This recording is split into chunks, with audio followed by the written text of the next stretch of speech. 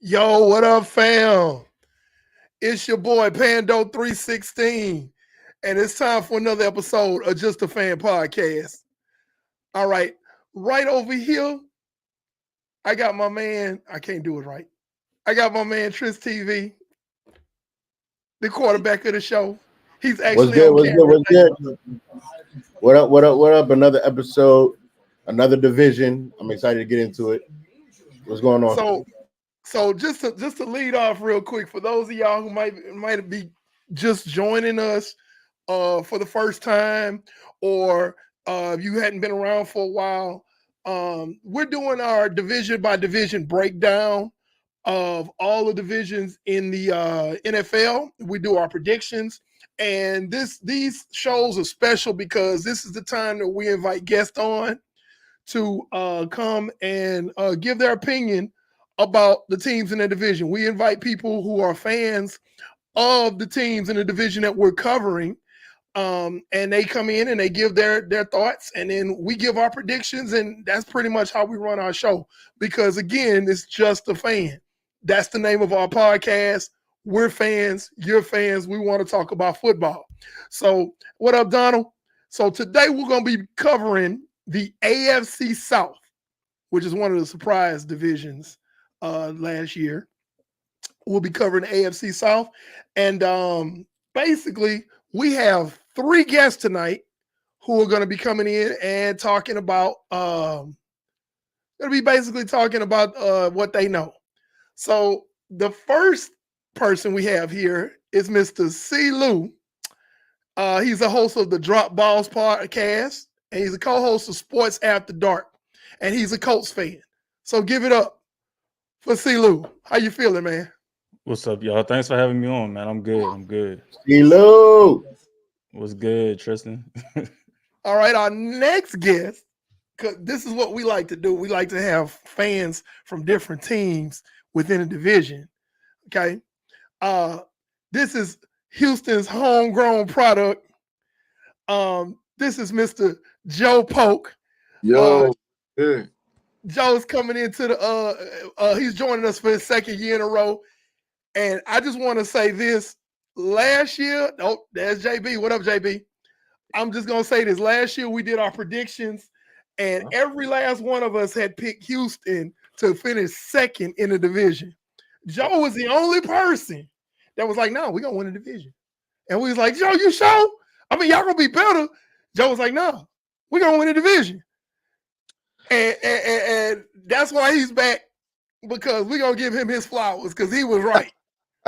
Cause hey man, I was like, when the season was going down, I was like, hey, Joe Wright, man, Houston balling. Hey, wow. Yeah, so that's why he's back.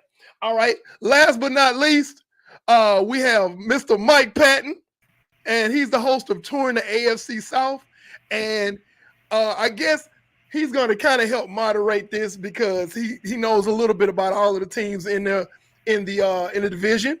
And of course, you have me and Tristan. We're gonna do our thing. Now, some of y'all probably saying, "Well, how come they ain't got no Jaguar fans?" That's your fault. How come we ain't got no Titans fans? That's like there no Buccaneers fans. They ain't got no Jaguar. Last week, I went in on Bucs fans last week because we had a Saints, a Falcons, and a believe it or not, a Panthers fan last week. And I was like, hey, the reason why there's no Buccaneers fans is because nobody stepped up to the plate. If you want to be a member of our cast for a week, let us know. Okay. I ain't heard a Jags fan since 2001. Yep. I actually know a few. More than a I few. I know a couple. They tell of me every week. Yeah, I know a couple of fans, but again, we like to keep things knowledgeable on this show because I know a few fans is like, okay, yeah, I recognize you're a fan, but you finna bring our ratings down because you finna say something crazy. So, but yeah, like if you're upset, get your weight up and contact us. If your team is not represented tonight, contact us. Hey, I want to be on the show. My team is such and such. And we'll be like, all right, we'll vet you and everything, and then you can come on the show. Because I'm going to be honest, I'm a Niners fan, and there's some Niner fans I wouldn't invite on this show. They'll be like, nah, man, you make us look bad. Be quiet. No. So, but let's get it rolling. So we have the AFC South, which was won by the Houston Texans last year. Surprisingly, that was like one of the biggest turnarounds I have ever seen, 1 year turnaround that I've ever seen a team do. You go from 3-13 and drafting first overall? Second overall. Second overall. And man, turn around, make it to the what up, Eric? Make it to the playoffs, not just make it to the playoffs. Well, you first win your division, you make it to the playoffs, but then win your playoff game in convincing fashion against a quality team that you lost to early in the year. That's impressive. But before we get started, Joe, you're gonna have to go last because your team is the division champ. Hey, I'm good with it. You're gonna have to go last. That's how we're gonna do it. Whoever won the division, that's the guest that speaks last. So we're gonna start, I guess, with CeeLo, man. What do you think about the Colts, the off season? What do you think they're gonna do this season? Speak on it. Yeah, I mean, so far I think we had a good draft. I would have liked to see us pick up a veteran safety. I don't know if we go out and get one still. I mean, Quandre Diggs and Justin Simmons still out there, but I would like to see us pick up a veteran safety that can cover the middle of the field, since we like to run that one high safety. But all in all, I think we've had a solid off season. One big thing was continuity, bringing everybody back. And I thought that was good. We brought back Michael Pittman Jr. We extended Zaire Franklin, extended DeForest Buckner, brought back Grover Stewart and stuff. So I thought that was good to do for us. Again, I would like to see us grab a safety, but we'll see what happens after June 1st. After everybody get that chunk of change back from some people that they've released and stuff like that. We'll see what happens then, but all in all, like I said, it's been pretty solid. I can't really complain. Okay. So what are your thoughts on this season moving forward? How do you think your team is going to finish? So to me, it all hinges on AR staying healthy. If AR can stay healthy this year, then I've said it before. I think I said it on Twitter that I think we finished somewhere between 8. We win somewhere between 8 to 11 games, and if we're relatively healthy, it's more so 11 games than anything. But like I said, it all hinges on AR, and then it hinges on how our second year corners turn out, like how they prepared this off season, staying healthy, because that was the big thing last year. All of our starting corners got hurt, so then the rookies like Jalen Jones had to play early, and he was a 7th round pick. So health to me is a big thing. That's a big thing for us going into this season. Okay. So in the grand scheme of things, well, not the grand scheme of things. The grand scheme of things would be your record. Where do you have them finishing in the AFC South in relation to your division opponents? Because that's what we're focusing on tonight. So where would you have them finishing? So last year we finished 3rd, and we had a shot at the title or the division title at the last game of the season, pretty much against the Texans. We fell short. What was it, 4th and 1 from extending our drive and possibly scoring the game-winning touchdown. Honestly, I think we compete for the title again. Like I don't see why we don't. Why we wouldn't compete for the title unless Jacksonville decides to figure it out, which I doubt they do. It's Jacksonville. But at the end of the day, first or second for me. I think that's where we finish in the division.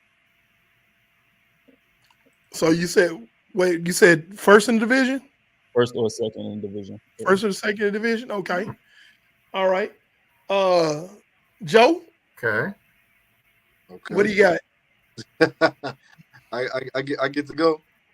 Yeah, you get to go because Mike is kind of like me and Tristan. He's kind of helping moderate this thing. It's like y'all the two true fans in here. Oh, We don't have any I Titans got or some Jaguars. thoughts already, but Yeah.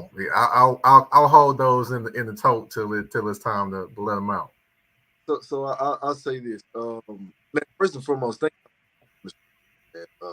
I really appreciate it. It's beautiful thing y'all have started here, man. So let's move and rolling, man. But however long we can do it.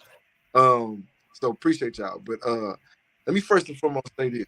I really appreciate you my flowers because I told y'all what was gonna happen last year, and y'all all looked at me like I was crazy.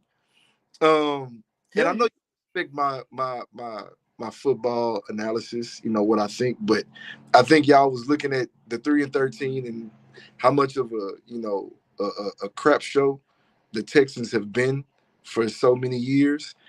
And y'all was like, it's no way that this team is gonna make that type of turnaround that fast. But one thing that I noticed early on, and I love the fact, and I'll start my synopsis off by saying this. One thing I've noticed about the Texans early on is that it surprised everybody else except for the Texans. So the Texans knew exactly what they had in that locker room. They knew exactly what they had in that building. Nobody else did. And so it didn't surprise the team at all. And because I followed the team so heavily, I understood that, hey, if you got CJ Stroud here, if CJ Stroud is I really saw CJ Stroud at the combine. That's what really made me say, you know what? Uh this cat man might be him. Even though I was a Bryce Young guy, I knew if we got CJ Stroud, it was going to be somebody that Nico Collins could have because Nico Collins has always been the receiver that he's been. He just didn't have a great quarterback throwing to him. Like any Texan fan that really followed the team knew what Nico Collins was capable of. Just didn't have a quarterback. So if we can get a guy that can actually get him the ball where he needs it, it's gonna be magic. And we knew that, and I knew that going into the season. So us getting CJ Stroud, us getting the type of guy in D'Amico Ryans, the Texans have been looking at D'Amico Ryans for years. That's why I kept saying about the coaching staff. Everybody was like, well, they keep hiring coaches and firing coaches. I say, no, just wait, because I knew they were looking at D'Amico years ago. They just couldn't get him because he wanted to stay in San Fran. He wanted to build up his resume a little bit more, right? And so I already knew the first domino to us getting back to where we needed to be was Nick Caserio. We wanted Nick Caserio years ago too, and thank God we didn't get him under Bill O'Brien's tutelage, right? Jesus, no. Thank the Lord we didn't, right? We got him as soon as we let go of Bill O'Brien and Jack Easterby and all those guys. So I say that to say true Texans fans that followed the team as well as the players knew what we had. So it wasn't a surprise of us having the season that we had. Going on to this season, man, honestly, the offseason, let's start there, man. This is one of the best off seasons that I think any team in the NFL has had in years, quite a long time. The moves that the Texans have made, they've made very, very smart moves. Money wise, they made very smart moves as far as players that fit within the culture, players that aren't going to necessarily be a cancer, players that are going to fit with the whole, like, I wouldn't say attitudes or the personalities of all of your guys, man. They've went and got all of those players that are going to help this team win and progress, that only care about football. I know they talk about Stephon Diggs and him being a diva, but here's the thing about Stephon Diggs. Anywhere he's went, he gonna ball. He's a fierce competitor. And that's the only thing that you can hope for, right? Like, of course he wants the ball. He's a top, you can say he's a top 5, top 10 receiver, whatever you want to put him at. Every one of those guys want the ball. But is he gonna compete every time that, he's on the field? Of course. So let's bring him in. So first and foremost, the guys that we brought in, notable free agents, you brought in Joe Mixon, who had 1,034 yards last year. He finished 8th. You got Stephon Diggs, who had 107 receptions. He finished 7th. You bring that helps boost your offense because, of course, we couldn't run the ball last year. So with us not being able to run the ball, and then you got, I think we only had 3 games with 100 yards, over 100 yards, or peaking at 100 yards for rushing, and that all came from Devin Singletary. So when you bring a guy in like Joe Mixon, and then you got a guy who D'Amico Ryans and Nick Casario have praised this offseason, and Damian Pierce, with figuring out the system and how they're going to move this year. I think when you have that 2-back combo, especially actually the guy that we just drafted, Jay Hill, really great guy out of Louisville. Doesn't really have a great speed, but he has great vision. He follows his blocks. He knows how to penetrate all of his gaps. So, I mean, at the end of the day, the running back room is going to be fire. Stephon Diggs brings another element to your wide receiver room that is going to really be hell for a lot of defenses, mainly because you have Tank Dell, Nico Collins, and now him. And really, to be honest with you, that 4th receiver, man, you got Noah Brown, who did amazing last year. You got John Mechie, who's now going to show us what he's capable of, his Alabama days, hopefully, after being, ridden with cancer, man. Last year, I gave him the benefit of the doubt because of that, him trying to get back into football shape. So now that you have that, your offense is sold up. As far as your defense, what they've been able to do, they brought in Danico Autry, who had 11.5 sacks last year. He finished 12th. You got Daniil Hunter, who had 16.5 sacks last year. That guy, man, is just him and Will Anderson coming off the edge together is going to be crazy. Any quarterback, if you're not getting that ball out in at least 2.5 seconds, bro, it's over for you. You know what I'm saying? So, I mean, I don't know, just the guys that we brought in, man. Aziz Al-Shir, 163 tackles, finishing 5th. It's gonna be amazing, bro. The only thing I say for us that is a concern of mine is the cornerback 2 position. Jeff Okuda and CJ Henderson, don't necessarily trust them. But here's the thing. You still have Xavier Howard, who's out there in free agency. Xavier Howard has already said that he wants to be a Houston Texan. He wants to come back home and play for his home team. So, I mean, with that, you can feel that in. And the good thing about it is, too, is that Jeff Okuda and CJ Henderson are both on prove-it deals. So we're not losing anything. We're really expecting for these guys to show us what they can do, show us that first-round draft talent that they had. So if they can do that, cool. If not, great. We'll be able to fix that. D'Amico Ryans has already said that they're not really worried about those types of things. They're not worried about the safety or the defensive tackle position, which that was a big concern for ours. Jimmy Ward, I love Jimmy Ward. Jimmy Ward was great for the 49ers, but he stayed hurt so much. But one thing about Jimmy Ward is that Jalen Petrie played well when Jimmy Ward played. So hopefully Jalen Petrie can get out of his sophomore slump and he can be a great safety, especially with Kalen Bullock coming in, the guy we just drafted. And so I think we'll be fine on that end. I think as we compare the other teams in the AFC, I think the Texans go. I think we win the AFC again. I think we win the division. Why do I say that? Because the Jaguars are going to Jaguar. I'm not scared of the Jaguars at all, even though they did draft Brian Thomas Jr. out of LSU.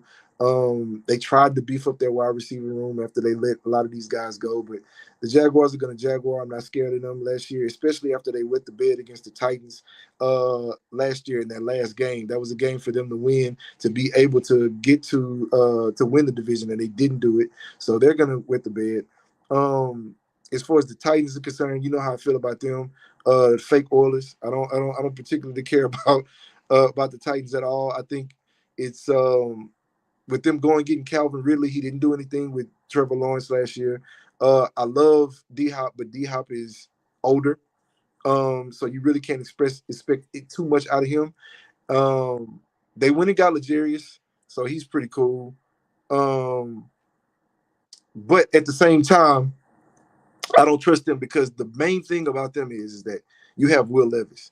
and I don't trust Will Levis at all. So if you got Will Levis, if you're banking on your season being Will Levis being the savior, and you pretty much call yourself third or fourth in the division.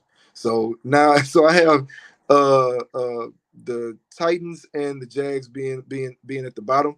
I think as it goes to the Colts, I will say this. The Colts are the only team that I would say that would have our biggest competition within the division, mainly because our defenses are going to cancel each other out. So yes, the Colts don't really have great safety presence, but neither do we. I think the linebackers are going to cancel each other out, especially the strong side linebackers, and the weak side linebackers. I think Zaire Franklin is a dog. Honestly, I think EJ Speed is a dog. But we also are going to be able to counter that with the dogs that we have. Kamari Lassiter, who's a guy that we just drafted out of Georgia. He is a dog. So I think the defense is going to be able to, compete or really just kind of cancel each other out. Where I think we edge the Colts in is the offense. And the reason why I say that is because even though I love Richardson, I really love Richardson, man. Richardson is a really, really, really, really good kid. Anthony Richardson. He just plays Nuke, man. So shout out to Nuke, man, one time. But at the same time, no, he hasn't proven anything. Yeah, he put a hurting on us in our second game, in our home opener last year. He put a whole hurting on us. I mean, but at the same time, he hasn't proven anything yet. Everything is going to ride on Anthony Richardson's health, and everything's going to ride on what he's able to do at that quarterback position. I think Jonathan Taylor did really, really well last year in the games that he did play when he came back. But as far as that's concerned, they really don't have any depth in the running back position, in more depth than we have.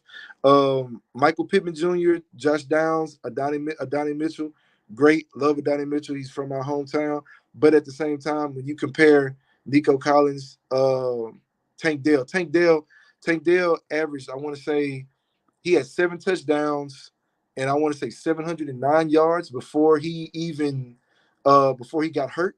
And that was just in 10 games. Just imagine what he would have been able to do in those other 7 games, right? If he'd have played those other 7 games, what he would have been able to do. So you'd have probably had 2 receivers well over 1,200 yards probably, right? So now you have, you're saying Michael Pittman, Josh Downs, and Adonai Mitchell compared to Tank Dell, Nico Collins, and Stephon Diggs. I think not.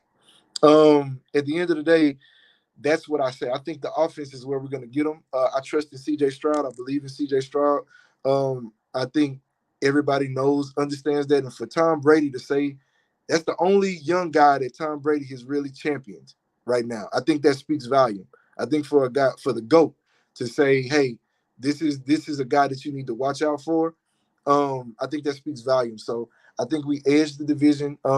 As far as our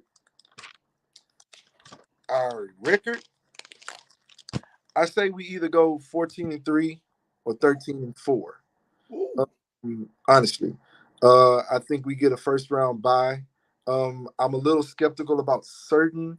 I know a lot of people are saying that the schedule is crazy for us. Yeah, the schedule is crazy, but here's the thing: I love the schedule. What's up, Q? I love the schedule because a lot of people are talking about the end schedule with us having to play the Dolphins at week 15, KC at week 16, and the Ravens on Christmas Day at week 17. I'm not tripping about that. Why? Because we actually have a bye at week 14. So we're going to be able to have, if we have any injuries or anybody that needs rest, we're going to get that week's worth of rest before we have to enter into this crazy slew of 11 games and I want to say 10 days or whatever, like, or 3 games in like 11 days. So they said. So I mean, we got the Dolphins. I got us beating the Dolphins. I got us losing to KC because we're at KC, and I don't know how we'll deal with those weather conditions out there. But I do have us we're getting our revenge against the Ravens on Christmas Day. So I say if we go 2 out of 3, that's fine. We may or may not have to even care about that Titans game at the end. We can get more rest. So I see us going 14-3, 13-4.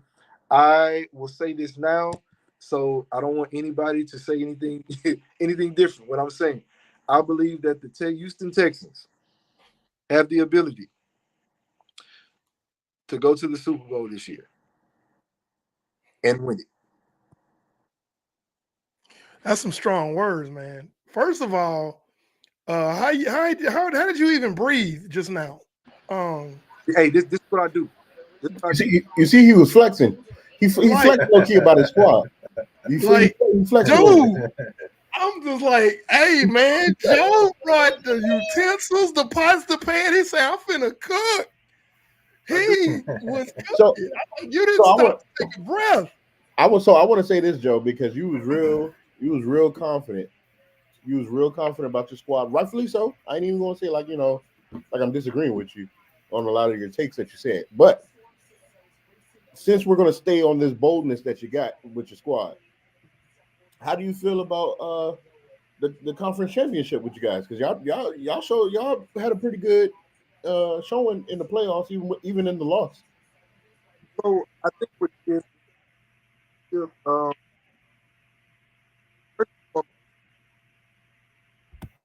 they did a really good job of being able to throw different looks defensively at CJ Stroud. I think that was the first time that CJ Stroud really understood that, hey, I got to dive into a different bag if I really want to be considered, one of the greats. If I'm going to be able to beat this team. I think that was a great showing for Bobby Slowick too, with understanding like how to make adjustments. I don't think the Texans made the adjustments in the second half that we should have. Now, here's the deal. The game was tied 10-10 at halftime. So, I mean, it could have went either way. I don't like to say this too much, but I mean, hey, we dealt with a lot of injuries. We didn't have, we would have probably had Tank Dell. I think things might have gone a little bit differently, but I'm not going to use that as an excuse. We got our ass whooped. And so I think it'll be different this time. I don't make excuses for my squad.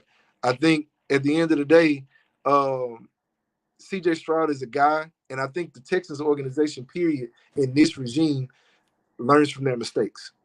If you know CJ Stroud never threw a pick after the Cardinals game. If he threw those 3 picks in that Cardinals game, he never threw another pick. Why? Because CJ Stroud is the kind of player that doesn't make the same mistake twice.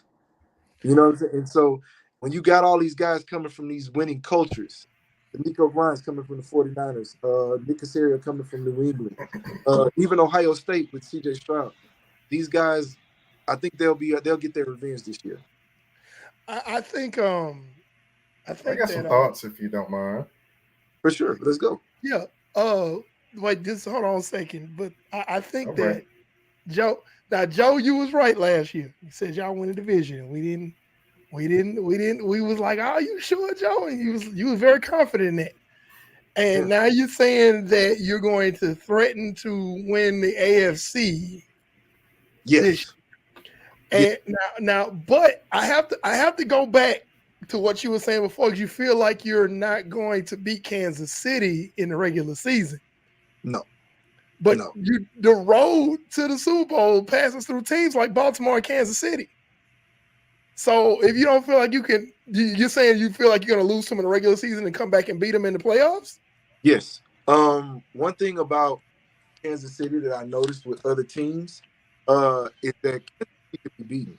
Every team that played Kansas City in the playoffs went outside of what got them there, because it's almost like the Michael Jordan effect. Anytime people played Michael Jordan back in the gap, they felt like they had to do what Jordan did in order to beat them instead of playing their own game. They do the same thing to Patrick Mahomes, right?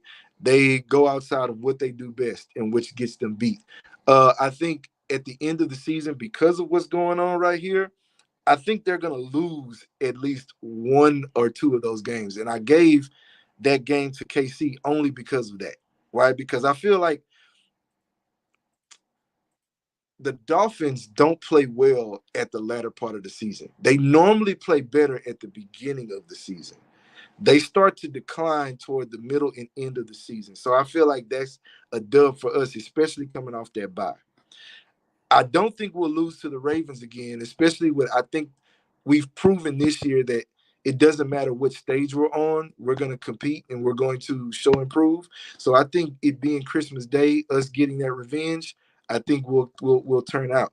I think the only reason why I said we'll lose to KC is because it's in KC with the weather conditions, with it being in December. Uh, and that's just we might not win all three. If we do, great. But I think I gave that if I said out of those three, if we had to lose to a team, it would be KC. But I don't think that's gonna be a detriment to us moving forward in the playoffs. Because if we have to see them in the playoffs, again, like I said, CJ Stroud, a lot of they don't make the same mistakes twice. So if we see them again, it's gonna be hell for them. You know what I'm saying? And again, when you got to pass, if barring we're healthy, with the type of defense that we have, it's going to be very, very, very difficult for Travis Kelce to do what he does. I'm just being honest. It's going to be very, very difficult. So, yeah, I'll stand by what I said. The Texans are going to compete for the AFC conference this year. I think they're going to win it if they go. And I think if we get to a Super Bowl, we're going to win. So you saying that y'all going to compete for like the conference championship game? That's what you're saying, right? Yes, I am. Okay. So, well, my only question is because you said the end of the year, December, playing Kansas City in Kansas City, the weather conditions. Mm-hmm. We've all seen it's been the Arrowhead Invitational for the past 4-5 years. True. If that happens again, you're going to Kansas City in January or early February, whatever. The weather's a lot worse. Depends on what their record is, though. Because think about it. This year, I mean, we can say that, but Kansas City been. I mean, hey, don't get me wrong. Kansas City has now beefed up their wide receiver room. So with them getting Xavier Howard, with hit and run, not being able to come back and play, and Hollywood Brown out there. Hollywood Brown now. So I mean, hey, they're gonna be fine. But here's the deal. At the end of the day got to end. No. No, at the end of the day, though, for real, yes, I do think the weather conditions could be an issue for us moving forward. But I mean, KC ain't just been obliterating teams though. They just haven't. They haven't been obliterating teams, man. I feel like if we have to see them in the stretch of the playoffs, I feel like we'll be where we need to be. It really just depends on health, honestly, and that goes for any team.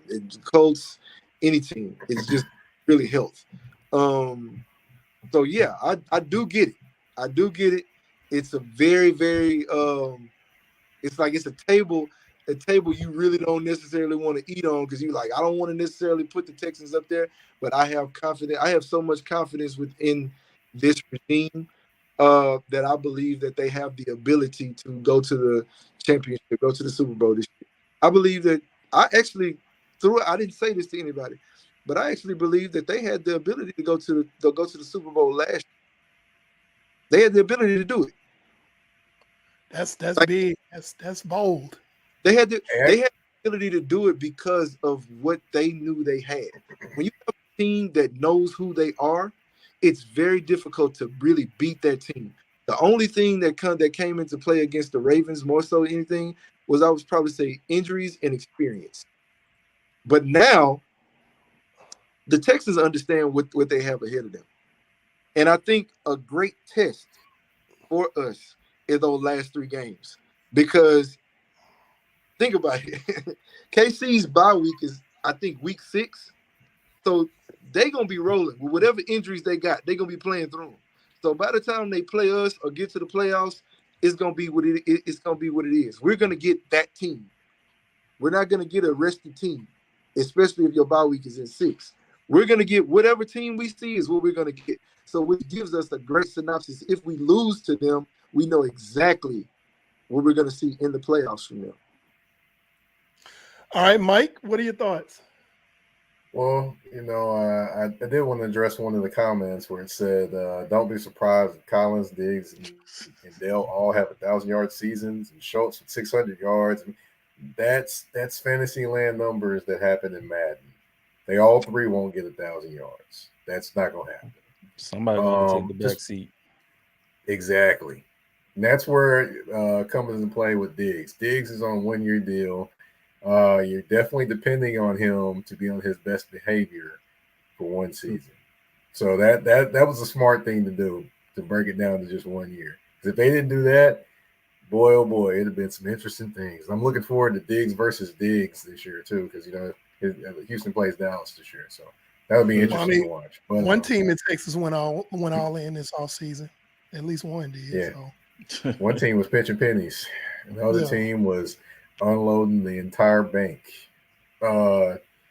Also, I did have some thoughts. You threw out there something about. I'm just kind of listening to what you were telling me. You said Calvin really couldn't really do anything with Trevor Lawrence. Well, I will tell you this: he still got 1,000 yards after 2 years being on football. So I wouldn't quite say that's not doing anything.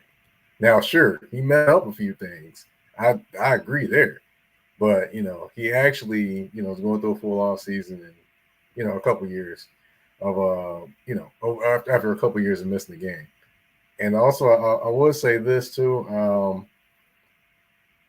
I would say that I definitely, it's quite interesting. A lot of the comments that I always see, and literally anytime I bring up any other quarterback in the AFC South, everyone always brings up, but they got Will Levis. But they got Will Levis. Mm-hmm. Did you all not? Did the people not understand that the Titans had historically one of the worst offensive lines in football? So we really don't know what Levis is. We really will actually probably know more this year because you actually have weapons around him, more weapons, and you actually have an offensive line that's built to actually protect him. So, and I know D-Hop is more of an older wide receiver, but it doesn't mean he's out of gas, because definitely got to see that dude firsthand more than a few times. He's definitely a ways away from calling at the end. But yeah, I definitely I understand your points, but I just was kind of bringing a little bit more of what I saw and things like that as well. And see, my thing with the Titans is, man, I was an Oilers fan. I knew that was coming in, so I knew that. I know that's where your main beef is going to be. Yeah, so I could give less of a dog shit about the Titans and what they gonna do. I hear you, but my job here is to bring the consistency and also bring the clarity. So I know you might not like the team, but I'm gonna kind of clarify a few things. I think the Titans do have. I mean, pulling them up. You went down the Titans have Legarius Sneed, so that's great. The cornerback from Chidobe Awuzie from the Bengals. Got him. They went and got Sebastian Day from the 49ers. Yep. Let's see who else they got. What's that? Waste the skin. Yeah. He's a backup. So that's all they only need him to be is a backup. And then they're not counting on him to be a starter. So he could back up against the back of the bench. That's what he can do. He just depends upon the defense with him. I also would say you want to throw in there Lloyd Cushenberry as well, one of the best centers on the market. They actually got him. You go get Calvin Ridley, which, of course, people will say yes, people will say no, but I will say this. The funniest thing is a lot of the comments about, oh, he wasn't really that great anyway. You know where a lot of those comments are coming from? Jacksonville, a team that was trying to keep him when they brought in Gabriel Davis. So I take those comments with a grain of salt. Only thing is, I watched a lot of the AFC games last year, and he dropped a lot of balls. I'm not saying he didn't. I'm just saying he wasn't just horrible. I don't, and I'm not saying they're horrible. But I just don't believe in them. Maybe a scenery will do them some good. But I don't believe it. I don't believe that a wide receiver group, a core of Calvin Ridley, Tyler Boyd are gonna make that much of a difference for them. I will say this: if you have DeAndre Hopkins and whoever else compared to this, that's going to make a pretty big difference compared to what the Titans had last year. Yeah, that's what I was gonna say. Their wide receiver room is a lot better than last year. But I'll also say they're not asking Calvin Ridley to. They're not asking Calvin Ridley to be a number one. That was the biggest issue in Jacksonville, is that he was the number one. They're not asking him to be a number one because you got D-Hop. And when we saw Calvin Ridley thrive, he was the number two. He was able to do the things that he do. I just want to interject here about Calvin Ridley. He was tied for 7th most in drops. He had a lot of this year. Oh yeah, we're not saying he's great. And he also averaged just 2.7 yards after the catch. So it's like catch, tackle. So that's the thing too. And this is what I always. Hold on, C-Lou. Let me also say something else too. We're putting all this on Calvin Ridley, but I'm wondering, did y'all see the quarterback that was throwing him the football too?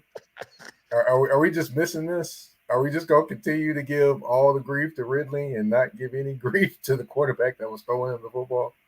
But if it's coming to Lou, I had to say it, man. I couldn't. I know. I call him a generational game manager. That's. I'm about to say, hold on. Everyone say he's generational, guys. He's generational. Hey, you gotta remember that. He's a generational game manager. That's the only generational thing he is. And I'm a backdoor with. I'm a backdoor with this. Jack fans don't like me because because a video I put out. C-Lou knows the video I put out. Listen, Mike C. Lou, because I know Joe watch all the time. Listen. Everybody that watches the show knows how I feel about that word generational. They know it burns me to my core. I hate it. And he's one. I'm gonna just say my little soliloquy about it. The problem that I had with Trevor Lawrence is that on that draft class, he deserved to be number one pick. I'm not saying he didn't. I'm not saying he was not the number one quarterback of that draft class. I'm not saying that at all. But when you toss that word generational, it just makes me cringe, because with my eyes, I still think that the best Clemson quarterback I watched was Deshaun Watson, not Trevor Lawrence. So you can't say one dude is generational when the person that preceded him I felt was better. Yeah. Right. So I didn't see what everyone saw when they say, oh, he's a generational talent. He's the best prospect since Andrew Luck. I watched Andrew Luck. There were games when I watched Andrew Luck at Stanford. I'm like, he has no business playing college football right now. He needs to be in the league. Sit down and go wait till the draft, sir. Like, that's how I knew, like, Andrew Luck was generational. I don't see that with Trevor Lawrence. And I will say this as far as I don't really care about the Titans. I don't care for them at all. But I'll say this about Calvin Ridley and his yak yardage, what you said, like 2.1 yards after the catch or something like that. 2.7. Or 2.7.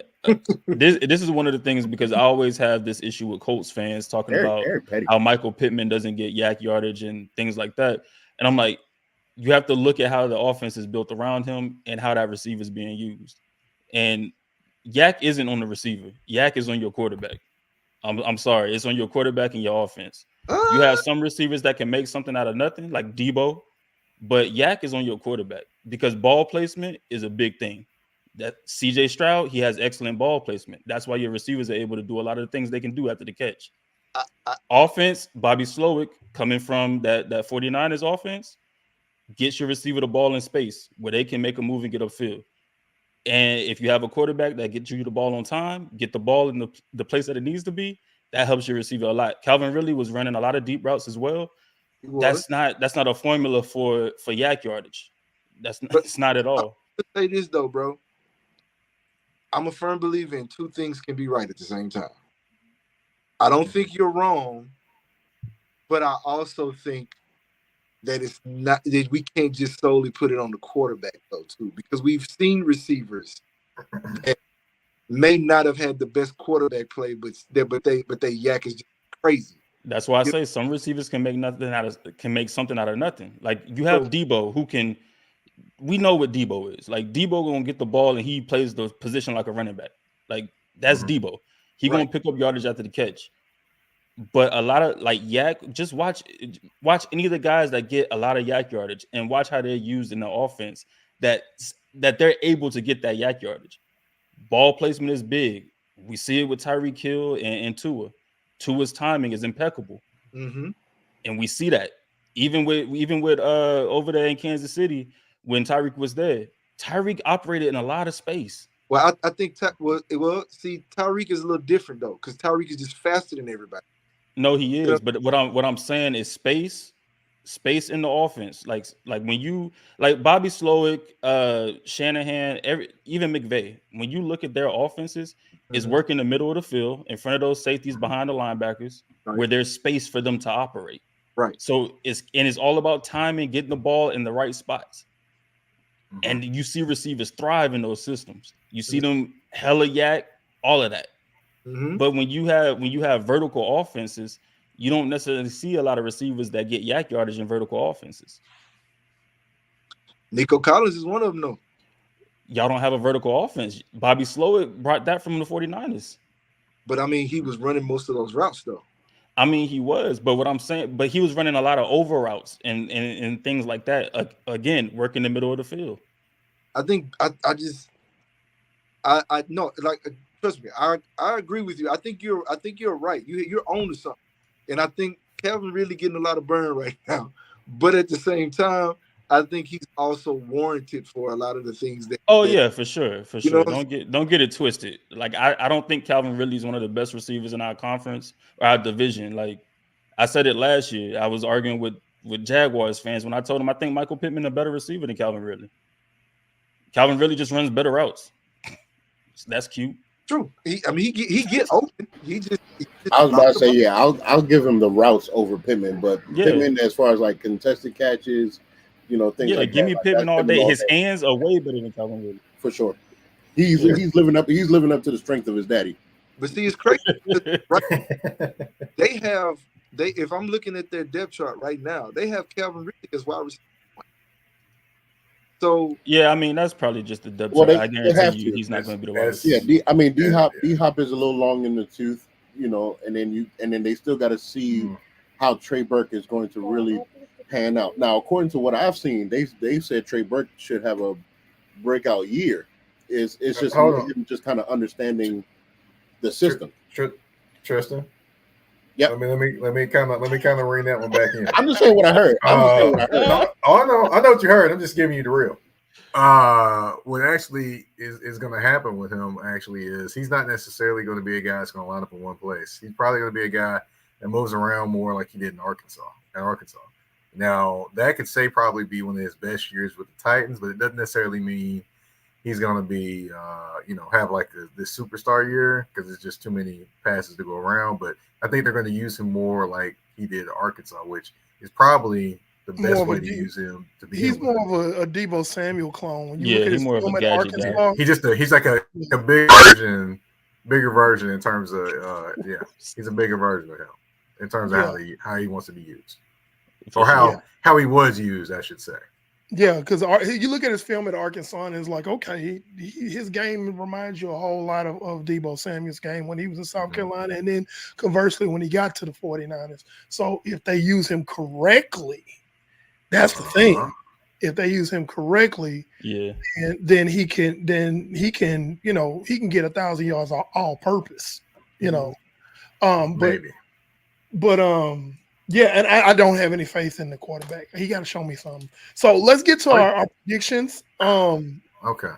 Let's get to our predictions. So what we're gonna do is, guests are gonna go first, and you start with fourth, third, second, first for the division. So, Celia, we're gonna go ahead and let you go first. Who's your fourth place team in the AFC South? It's gonna be the Titans. Okay. I figured you would say that. The reason I mean, it's nothing against them, but like I also think every team in our division is gonna have a winning record this year. Yeah, I agree there. I agree. So even though they'll be fourth, I still think they have a winning record. Okay. Joe? I'm gonna throw a wrench. Jags. Wow. Jags at fourth. Joe be having the hot takes. I could see it though. Yeah. Wow. Yeah, because I don't I don't think they got better, like overall, and I think they got a little too comfortable, and they know how to wet the bed. Like I said, last year, last game of the season against the Titans, it was their game to win, and they let the Titans beat them. Yeah, no, Jags at 4. Okay, Mike. Well, I guess me and Joe are thinking the same because that's what I had. I have the Jaguars finishing in last place in this division. Mm-hmm. Okay. And for some of the same reasons too, just because they wanted to add Gabriel Davis to having Calvin Ridley, but yet they lost Calvin Ridley. Now you got an inconsistent guy in the slot, and now you got Brian Thomas Jr., a rookie, trying to get himself together and learn the offense. Mm-hmm. And you did and then I hated the draft they had too, by the way. So that too. So that didn't make me feel any better about their season upcoming this year. All right, Tristan. My bad, I had to unmute. I'm actually in agreement, man. I think the Jags, and the reason why I say the Jags is because I don't think they made any improvement. Like, you could see the Titans made strides to try to build the team for what they believe Will Levis can do and be. But the Jags, I think they kind of, I forgot who said it, if it was Mike or with Joe, somebody said it, that they kind of they've rested on their laurels a little bit. And I think Joe. I think they're waiting for this arrival of Trevor Lawrence. And I think Trevor Lawrence has shown them what he is. I don't think he's going to get that much better. And you have not built your team to supplement the fact that he may not get that much better. There's a reason why they haven't pulled the trigger on the contract. If you felt like you have, again, that word, generational talent at quarterback, you're not really going to be hesitant to pull the trigger on that contract. And I think they see the things that a lot of us see with him, and they're like, I'm not too sure if he's the guy. Not to say that they're going to like bench him or whatever, because I don't think he's going to be terrible or catastrophic. I think the ceiling is a lot lower than what they thought. Mm-hmm. Okay, so my fourth place team is the Titans. I just until Will Levis shows me something, he got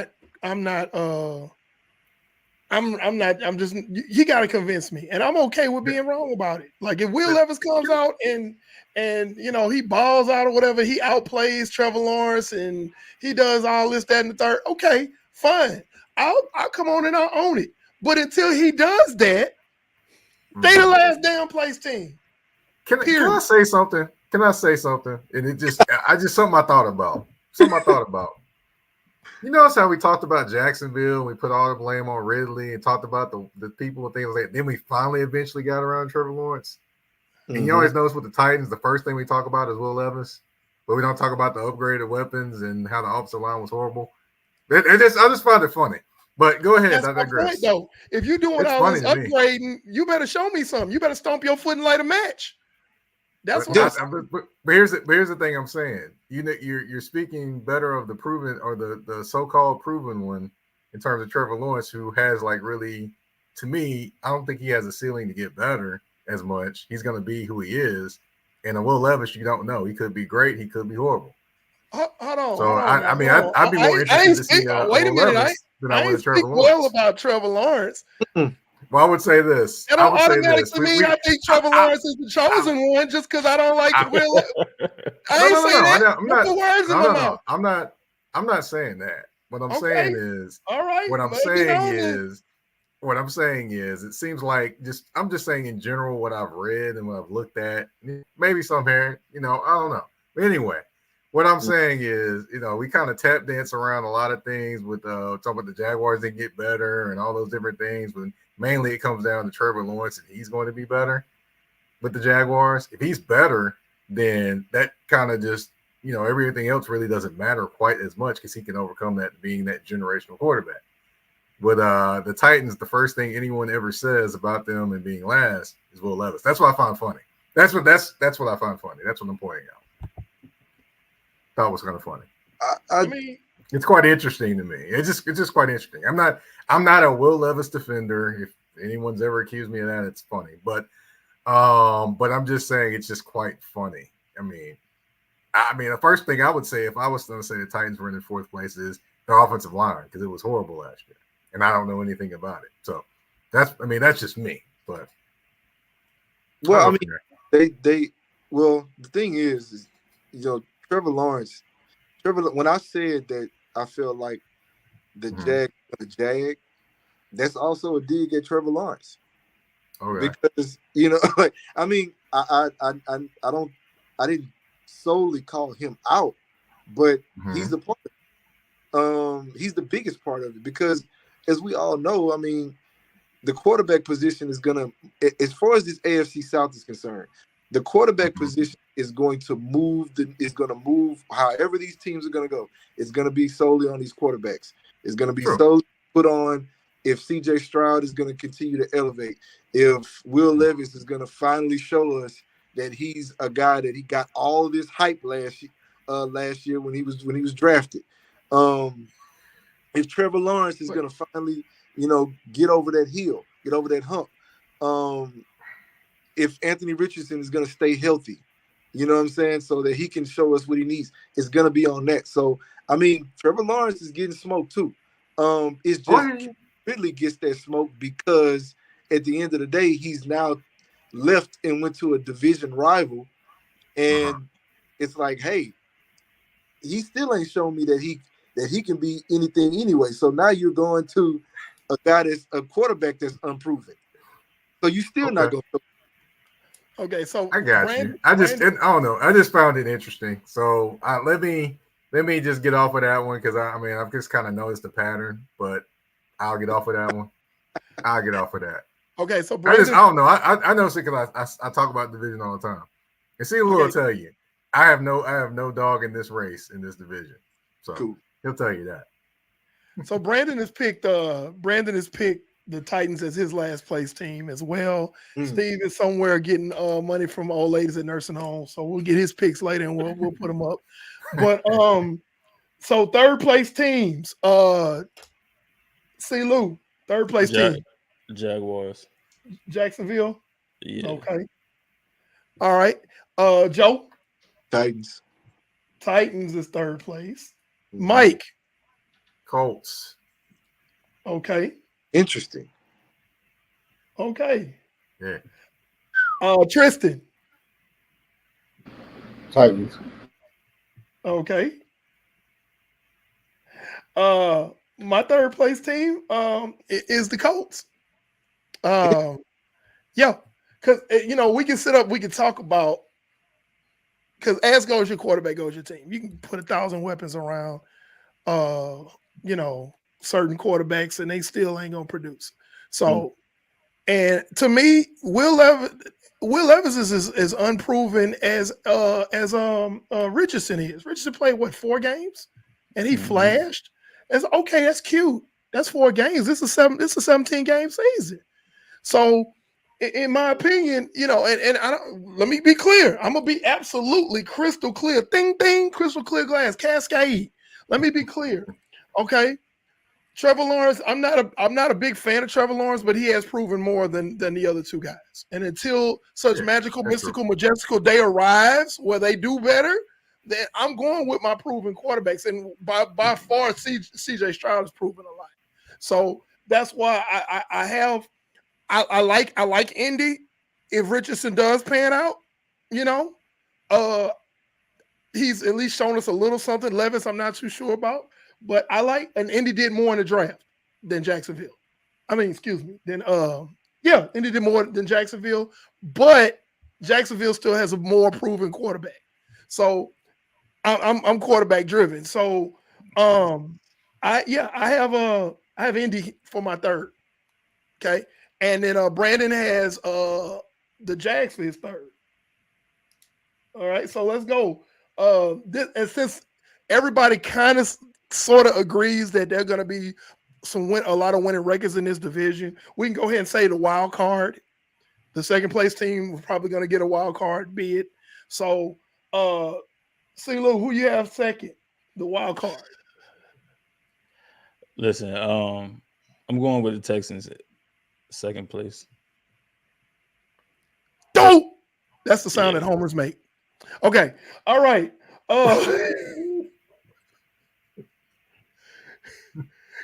Yeah. Okay. Joe. Joe. You muted. Can't hear you. I still can't hear anything. Yeah, Joe, check your audio because it says I'm muted, but we don't hear you. Yeah. Okay. He So probably got a second. what? Mike, go ahead while we waiting on Joe to get it together.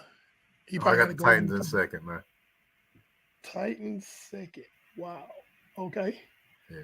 All right. And then Tristan till Joe gets back. I got the Colts second. Okay. Indy second. Yeah, I got Jacksonville second. And that's simply because I explained that when I talked about my third place team. So they'll do enough. They might get bounced first round of playoffs, but they'll do enough to get a wild card. Just because based on what Joe said, and he'll come back and back me up on this. They'll do well, and then all of a sudden they'll crap the bed. So that's how I view Jacksonville. They're good enough to be, oh, look at Jacksonville, but not good enough to be like, whoa, look at Jacksonville. If you know what I mean. So, I just that Joe back. Can y'all hear me now? I can hear you, but I can't see you. Oh, golly, stay here. Yeah, okay, they tripping. All right, so look, y'all can hear me, so that's all that's gonna matter right now. Second place. So yeah, I got the Colts at 2, only because of how far they got last year with Gardner Minshew. So if they were able to do what they did with Gardner Minshew, again, I'm going to root for Anthony Richardson, only because he is my frat brother. That is it. So that is it. So I'm gonna say that he's gonna have a really good season this year, and because of that, I got them at number 2. Okay, so I mean, by process of elimination, we know that CeeLou has the Colts winning the AFC South. That's right, CeeLou. Stay 10 toes down, bro. Yeah. Dope. Always. Joe, of course, has the Texans. Mike has the Texans.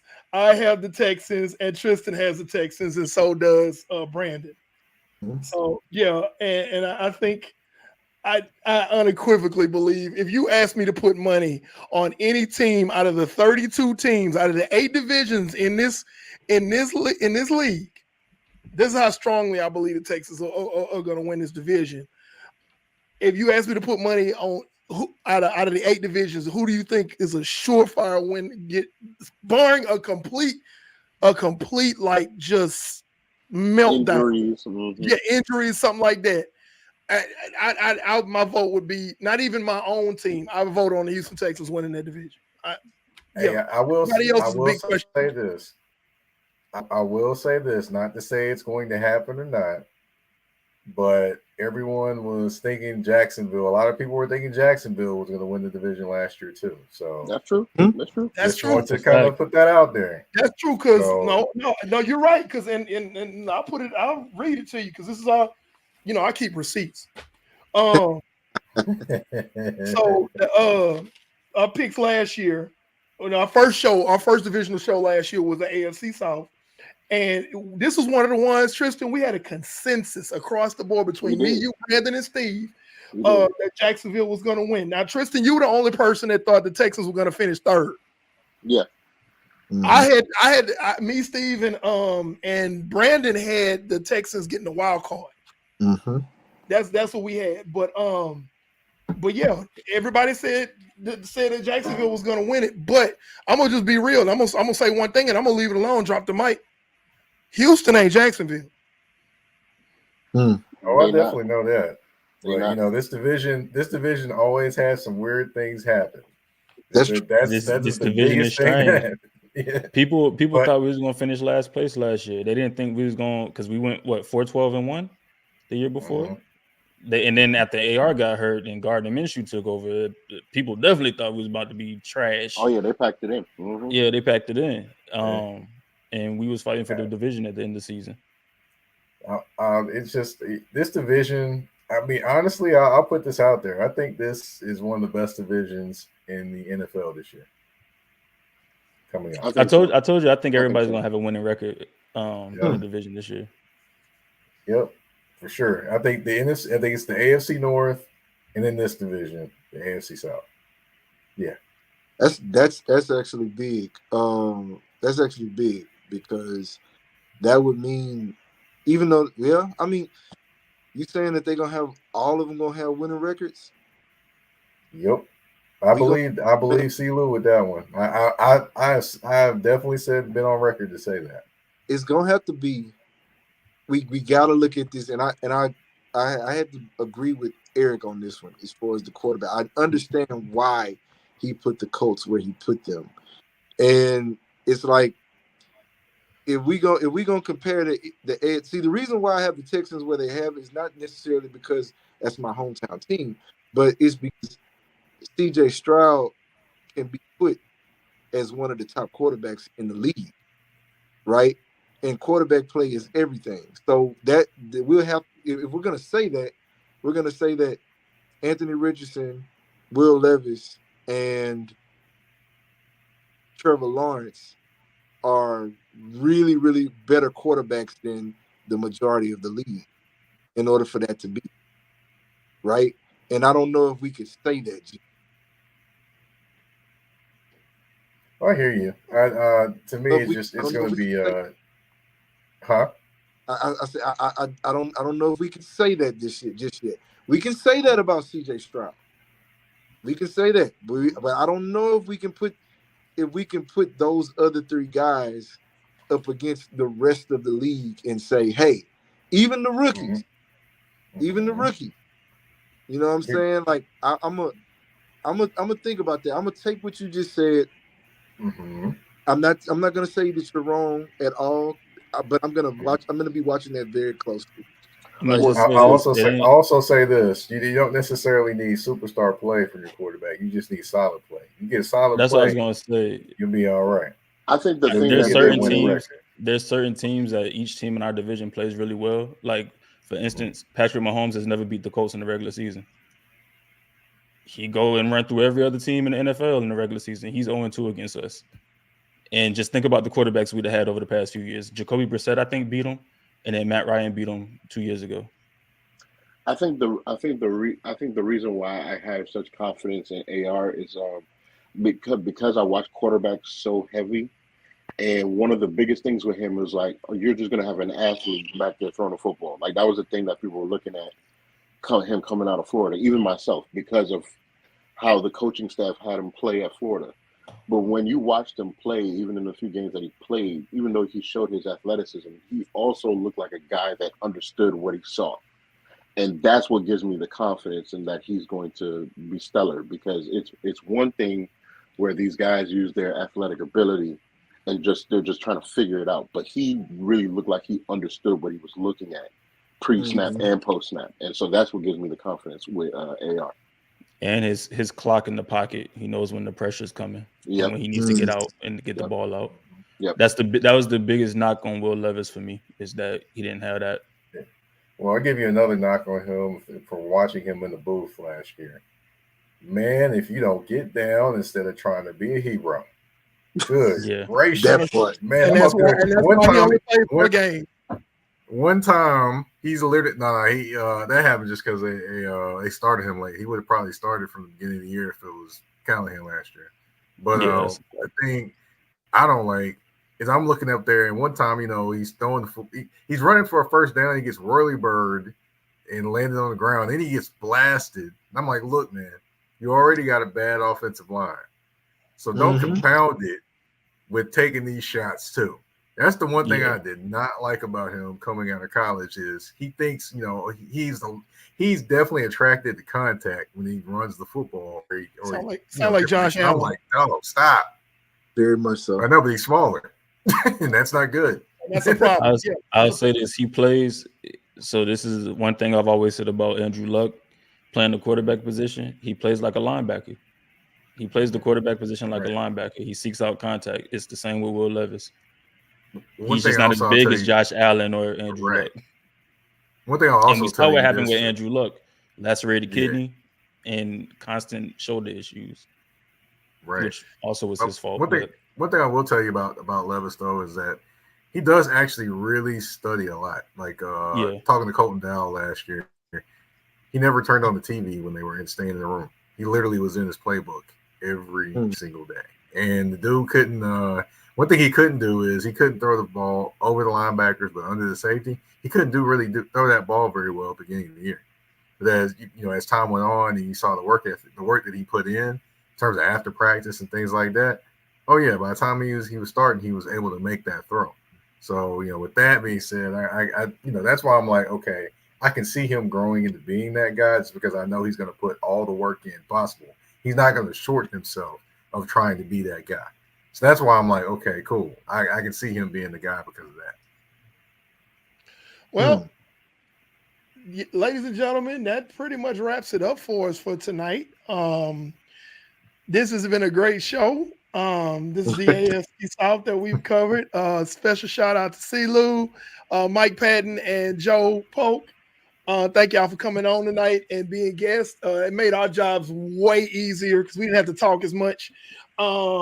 Next week, we will be covering the NFC North. As of right now, we do not have any guests for the NFC North. So if Tristan, you need some help, I got you. If you need some help, I got you. We'll talk about it in post-production. Basically, if you're an NFC North fan, Vikings, Lions, Bears, so forth, Packers, and you'd like to be a guest on our show, make sure you inbox us on our Facebook or Instagram or even our TikTok page and say, hey, I'm a fan of this team. I'd like to be part of your show. You can't get mad if your team isn't represented if you did not step up and ask to be part of it. So, again, I'm Pando 316, the good guy with the black hat, the Texas Rattlesnake. Tricks TV's up there in the corner, quarterback of the show. Thank y'all for tuning in tonight. This has been the AFC South. You can find us on all the platforms. Tristan, you want to do this because I never get this right. Yeah, no problem. You can find us on all platforms: Facebook, Instagram, YouTube, Twitch, Twitter. We are everywhere. So just search Just a Fan Podcast anywhere you want to check us out. Also, we are on Spotify and we're on Apple Podcasts. So you can always catch our episodes on Spotify, Apple Podcasts, and all of your social medias. We are ubiquitous. So basically, again, thank y'all for tuning in tonight. Again, if you want to be a guest, we still have the NFC North, AFC East, NFC East, NFC West, and AFC West to cover. If you are a fan of any of those teams in those divisions, please let us know, and we'll talk online, and we'll see about getting you on the show. Because again, we're just fans, and you're just fans. We want to talk about football. Thank you for tuning in tonight. I hate you so much, Brandon.